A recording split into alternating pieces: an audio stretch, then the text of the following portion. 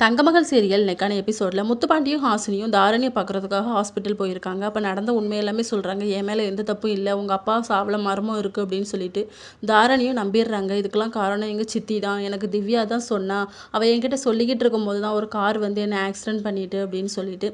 அப்போ சித்தி பையனை வாசுவை வந்து நம்ம கடத்தி வச்சு பணம் கேட்குறாங்கன்னு சொல்லி மிரட்டினா உங்கள் சித்தி இருக்க இடத்த கண்டுபிடிச்சிடலாம் அப்படிங்கிற மாதிரி ஹாசினி வந்து ஐடியா கொடுக்குறாங்க.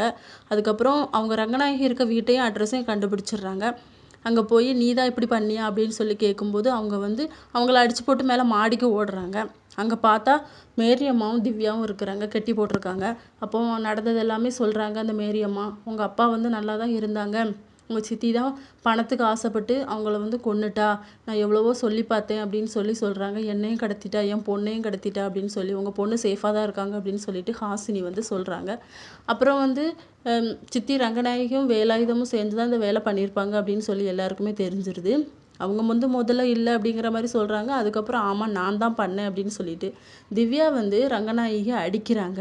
அப்போ ரங்கநாயகி வந்து திவ்யா கழுத்தில் வந்து பாட்டிலை உடச்சி கழுத்தில் வச்சிடுறாங்க. என் பக்கத்தில் யாராவது வந்தீங்கன்னா அவ்வளோதான் அப்படின்னு சொல்லிட்டு இதோட இன்னைக்கான எபிசோட் முடியுது.